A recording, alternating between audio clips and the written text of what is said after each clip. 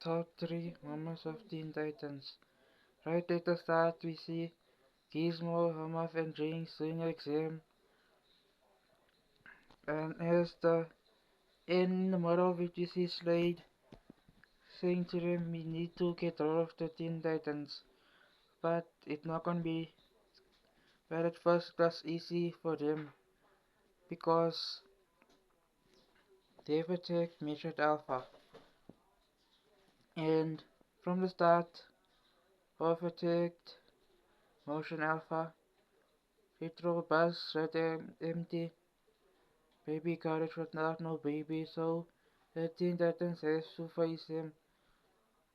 And at the fight, you see Robin dropping like Batman on steroids, but that's actually good at it actually. And in and Beast Boy doesn't know what to turn into, so he turned into an elephant and Mama threw him like a rag doll into the alleyway. And Jinx used her powers to make a storage where Robin fell in right into it.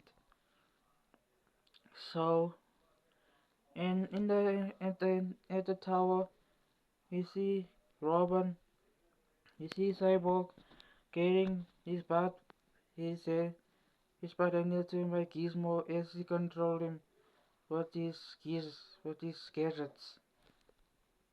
He took off Cyborg's robotic arm and used it as a trophy case. And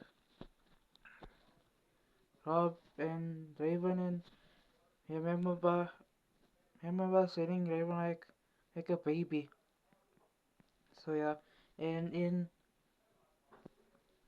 well, Jinx and Beast Boy were chasing after each other. Jinx threw Beast Boy out into the river along with the other Titans. But at the end of the episode, they make a comeback with Robin inside. They use Cyborg's trophy arm to see what the Hive is doing to the tower, and it seems to be working. As they come back, they work together to stop them. Beast Boy turns a monkey and make the shoot everywhere so the things collapse enough.